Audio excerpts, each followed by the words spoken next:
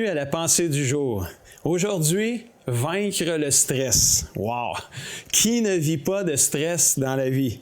Nous sommes exposés au stress régulièrement. La pression du temps, la pression de l'argent, la famille, le travail ou l'école, l'attente des autres, etc. Le stress est considéré comme la maladie numéro 1 en Amérique. S'il y a quelqu'un qui a pu vaincre le stress, c'est Jésus lui-même, constamment pressé par les gens, critiqué par les religieux de son époque, incompris, abandonné, crucifié. Il a réussi là où beaucoup ont échoué. Il avait un calme et une tranquillité qui lui permettaient de vaincre le stress qui se présentait à lui. Il a même dit dans Matthieu 11, verset 28, et il nous dit cela à nous aussi aujourd'hui, « Venez à moi, vous tous qui êtes fatigués et courbés sous un fardeau, et je vous donnerai du repos. Acceptez mes exigences. Laissez-vous instruire par moi, car je suis doux et humble de cœur, et vous trouverez le repos pour votre âme. En effet, mes exigences sont bonnes et mon fardeau est léger. » Quel verset inspirant.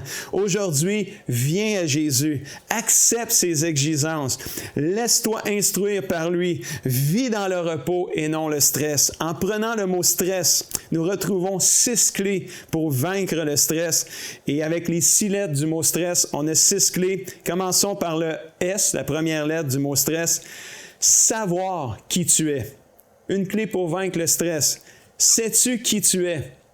Parce que quand tu sais qui tu es, tu sais quoi faire devant une situation. Jésus savait qui il était. Il savait d'où il venait. Il était capable de vaincre le stress que les autres ou les circonstances lui imposaient. Et la première clé pour vaincre le stress, c'est de savoir qui tu es, d'où tu viens et où tu vas. Parce que quand tu ne sais pas qui tu es, tu deviens insécure et en proie au stress. Tu es vulnérable dès qu'une situation alarmante ou difficile arrive.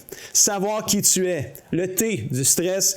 Deuxième clé, trouve du temps pour prier à chaque jour. Wow! La prière est un grand libérateur de stress. Si Jésus avait besoin de trouver un endroit isolé pour prier, nous aussi, nous en avons grandement besoin. Cher ami, relaxe un peu. Es-tu toujours à plein régime? Trouve du temps pour t'arrêter et parler avec ton Papa Céleste. Le matin, le midi, le soir ou même la nuit, peu importe. Recharge ta batterie, prends du temps pour prier. Troisième clé, R. Rappelle-toi des merveilles de Dieu. Le psaume 103, verset 2 nous dit « Bénis l'Éternel, ô mon âme, et surtout n'oublie aucun de ses bienfaits. Rappelle-toi. » Quand je pense à cette clé pour vaincre le stress, je pense immédiatement à l'histoire de David et Goliath. Cette histoire nous démontre que nous pouvons vaincre le stress en nous rappelant les merveilles de Dieu, en nous souvenant de ce que Dieu a fait dans nos vies. David s'est rappelé quand il gardait les moutons et les brebis de son père, que quand un lion venait et quand un ours venait, le Seigneur, il venait l'aider à tuer l'ours et à tuer le lion. Et quand il a été confronté devant Goliath, il avait cette foi en Dieu parce qu'il se rappelait qu'est-ce que Dieu avait fait avec le lion et avec l'ours. Et il s'est dit, Dieu l'a fait avec le lion, il l'a fait avec l'ours, il va le faire pour Goliath. Il va me donner la victoire. Et David avait une confiance en Dieu. On peut vaincre le stress en se rappelant les merveilles de Dieu. Quand il nous arrive quelque chose dans notre vie, on peut se rappeler que la première fois Dieu avait agi et il va encore agir aujourd'hui et ça diminue le stress de nos vies. E, quatrième clé, enracine-toi dans la parole de Dieu. Comment? En la lisant, en la méditant, en l'étudiant, en la mettant en pratique.